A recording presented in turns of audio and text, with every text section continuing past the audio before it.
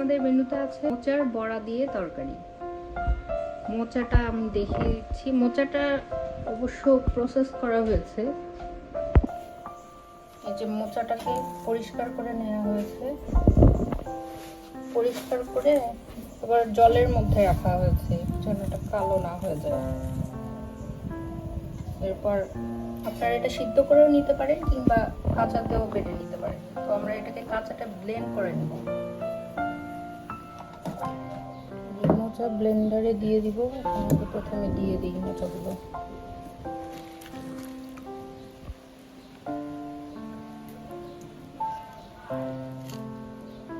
অল্প অল্প করে ব্লেন্ডারে দিয়ে ব্লেন্ড করে নিব।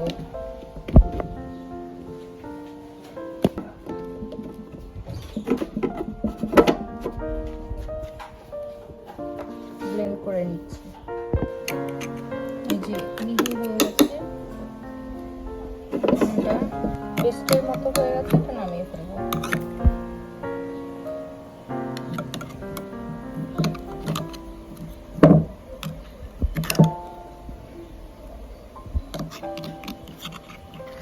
কলার মোচা সাধারণত একটু কালোই হয়, ব্লেন্ড করার পর একটু বেশি কালো হয়, এটাতে ভয় পাওয়ার কিছু নেই। যে বাকিগুলো করে নিচ্ছি, একবার দিয়েছি জায়গা হয়নি, বাকিগুলো আস্তে আস্তে করে নিচ্ছি। একই রকম ভাবে এগুলোও করে নেব পেস্ট।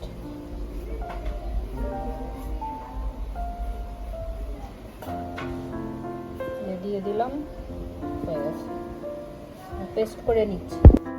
আর এটা হচ্ছে খেসারির ডাল বলে এগুলোকে, ছোট ছোট কিছুটা ছোট বুটগুলোর মতো, বড় বুটের থেকে ছোট বুটের মতো, ওইরকম কিছুটা দেখতে। এটা হচ্ছে এই ইয়েতে যাবে, মোচার পেস্টের সাথে যাবে, না হলে এটা বাইন্ড করবে না, বাইন্ড হবে না।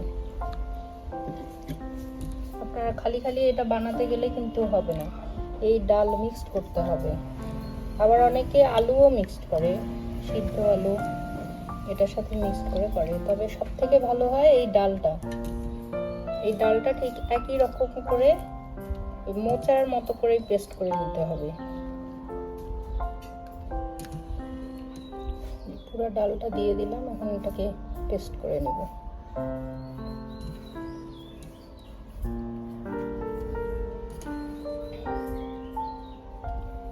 পেস্টটা কি খুব মিহি হবে? ওটা তো মিহি হয়েছে, এটাও মিহি করে করতে হবে, তাই তো?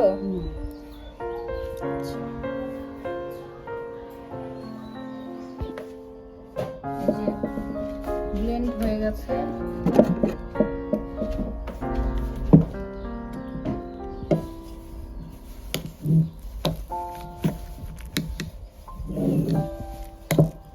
এখন এটাকে নামিয়ে নিব। পেস্ট হয়ে গেছে।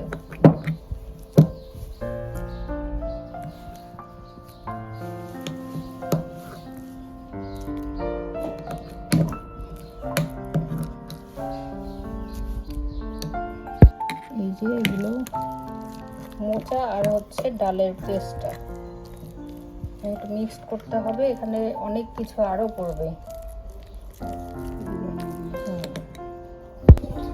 মোচার কোফতাটার জন্য আলু কেটে নেওয়া হচ্ছে। আমরা ওই কোফতাটার মধ্যে আবার এই আলু ভেজে দিব তরকারিটাকে। এই যে কড়াই চড়িয়ে দেওয়া হয়েছে, এরপর যাবে তেল। কড়াই গরম হতে হতেই তেলটা পড়ে যাবে। তেল পড়ে গেল। আজকের আবহাওয়াটা অনেক সুন্দর। আলু পড়ে গেছে, আলুটাকে সুন্দর করে ভেজে নিতে হবে লবণ আর হলুদ দিয়ে। এরপর এক এক করে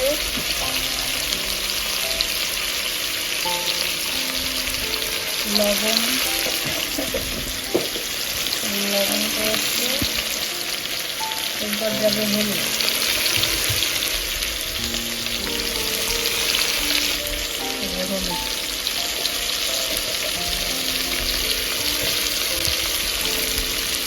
নাড়াচাড়া করে নিতে হবে।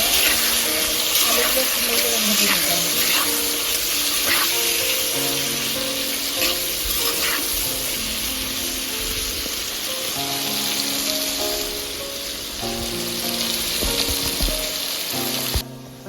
এই যে কোপ্তাটার পেস্টটার মধ্যে আর কি পড়বে লবণ, পরিমাণ মতো লবণ,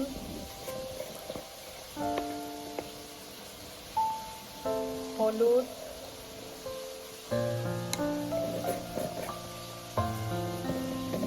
আর হচ্ছে শুকনো মরিচের গুঁড়া। আর এদিকে আছে চালের গুঁড়া, সিদ্ধ চাল না, এটা আতপ চাল, আতপ চালের গুঁড়া। তাহলে এখানে পড়লো লবণ, হলুদ, মরিচ, মরিচের গুঁড়া, হলুদের গুঁড়া, আর হচ্ছে চালের আতপ চালের গুঁড়া। এটাকে খুব সুন্দর করে মিক্স করতে হবে। এই চালের গুঁড়োটা দেওয়ার জন্য আর হচ্ছে ডালটা দেওয়ার জন্য এটা বাইন্ডিংটাও ভালো হবে, আর ডালটা দেওয়ার জন্য বিশেষ করে স্বাদটা ভালো হবে।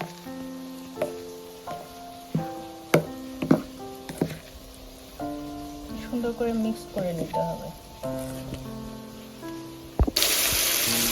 আলুটা হালকা হালকা ভাজা হয়ে যাচ্ছে, কারণ আলুটা পড়বে এই তরকারিতে। আলুটাকে আর সুন্দর করে ভেজে নিতে হবে।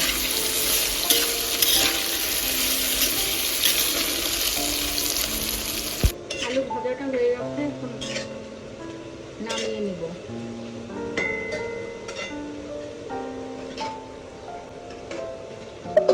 এই যে আলু ভাজাটা সুন্দর হয়ে গেছে, আলু ভাজাটা খুব সুন্দর হয়ে গেছে। এই যে আলু ভাজা ভালো করে ভেজে নেওয়া হয়েছে। এখন হচ্ছে এই যে মোচার কোফতাটা ভাজা হবে, ভালো করে নেওয়া হয়েছে, মিক্সড করে নেওয়া হয়েছে। আর এই তেল দিয়ে দিল না বেশি করে, জানো বড়াগুলো তো আসলে বড়া ভাজতে গেলে প্রচুর পরিমাণে তেল দরকার।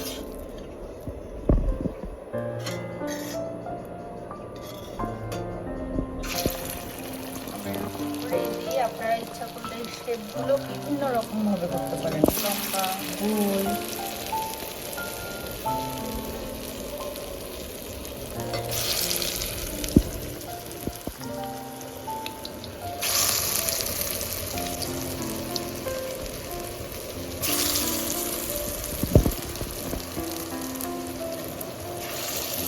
বড়গুলো উল্টায় পাল্টায় নেব, এক সাইড হয়ে গেছে আর এক সাইড উল্টায় নিচ্ছি।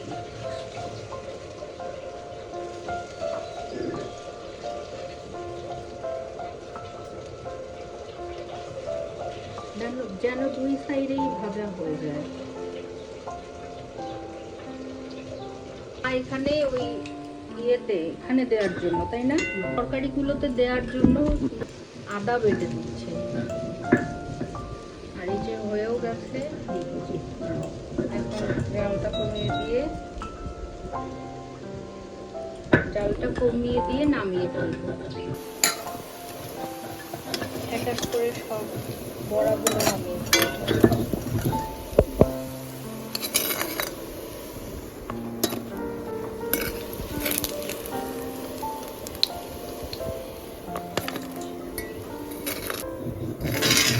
এবার বাকি পেস্টগুলো বড়ার মতো করে আবার ভেজে নেব। যে আলুগুলো আবার দিয়ে দেওয়া হলো, তেল একটু নামিয়ে রাখা হয়েছে কারণ বেশি হয়ে গেছে।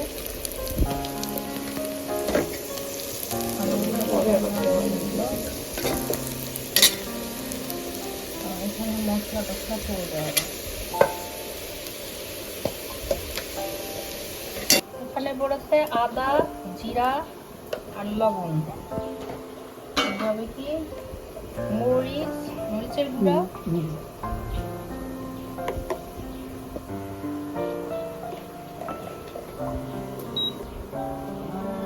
হলুদের গুঁড়া,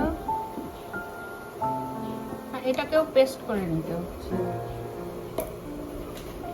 আর একটু ধনে গুঁড়া, একটু যাবে সামান্য পরিমাণে জল,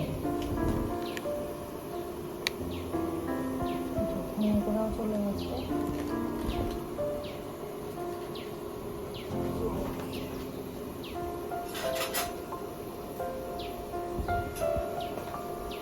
আর পেস্টটার মধ্যে যাবে একটু জল,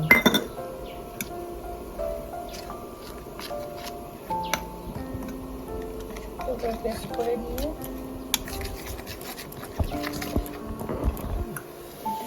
তেলে দেওয়া।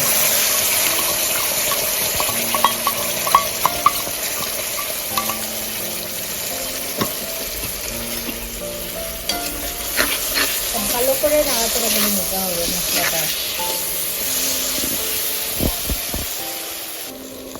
সুন্দর করে নাড়াচাড়া করে পেস্টটা যেটা সে ভালো করে একটু জল দিয়ে ধুয়ে আবার দিয়ে দিতে হবে।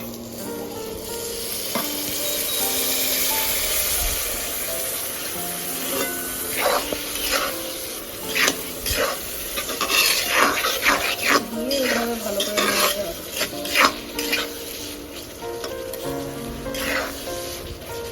এটাকে ভালো করে কষাতে হবে আলুটাকে। আর একটু জল পড়ে গেছে, তারপর ঢাকনা দিয়ে এটা হালকা সিদ্ধ হওয়ার জন্য ঢেকে রাখতে হবে।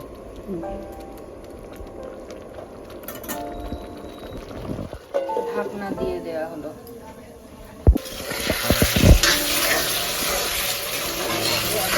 ঢাকনা তুলে ফেলা হয়েছে, খুব ভালো করে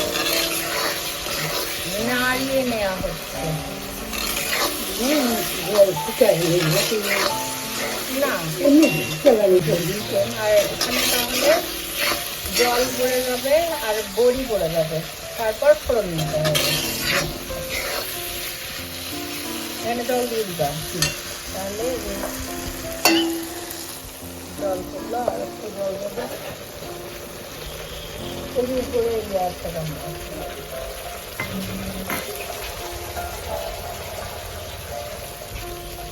পরিমাণ মতো যে জল পড়ে আছে ঢাকনা দিয়ে রাখতে হবে। জলটা ফুটে উঠলে তখন হচ্ছে বড়িটা দিয়ে দিতে হবে। এই যে এটা ফুটে গেছে দেখতে নামিয়ে ফেলা হয়েছে। আর এখানে ফোড়নের জন্য মা দিয়ে দিয়েছে কড়াইয়ের মধ্যে শুকনো বড়ি তার তেজপাতা। মানে এটা একবারে দেওয়া, আপনারা ইচ্ছে করলে তেল দেওয়ার পরেও দিতে পারেন, কিন্তু মা একটু আগেই দিয়ে দিয়েছে, জল আছে তো।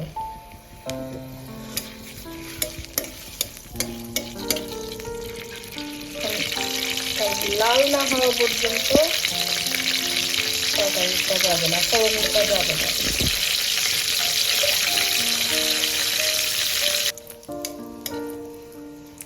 লাল লাল করে ভেজে নিতে হবে তেজপাতা আর মরিচটাকে, বিশেষ করে মরিচটাকে একদম লাল লাল করে যে ভাজা হয়েছে। এবার যাবে হচ্ছে জিরা ফোড়ন। জিরা হয়ে গেছে। এবার হচ্ছে এই যে তরকারি যেটা ফুটে উঠেছিল, এখন পর্যন্ত বড়ি দেওয়া হয়নি যদিও বা। ও আচ্ছা, বড়ি আগে দিলে গলে যাবে দেখে এটা পরে দেওয়া হবে বড়িটা। এটা এই যে ফোড়ন,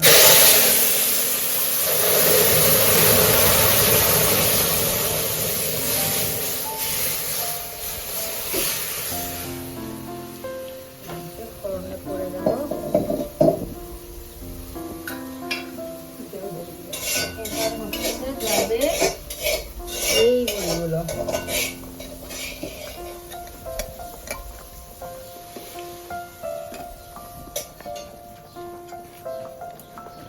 সব বড়ি করে দেবো।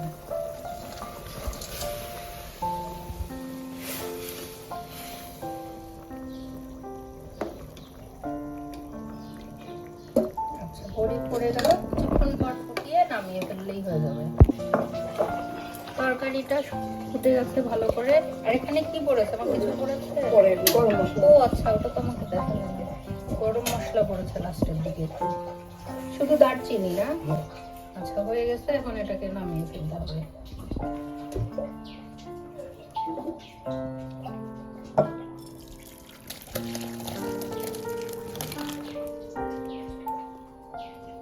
এই যে হয়ে গেল কোফতা, কলার মোচার কোফতা বা বড়ার ঝাল ঝোল, আপনারা যাই বলেন না কেন।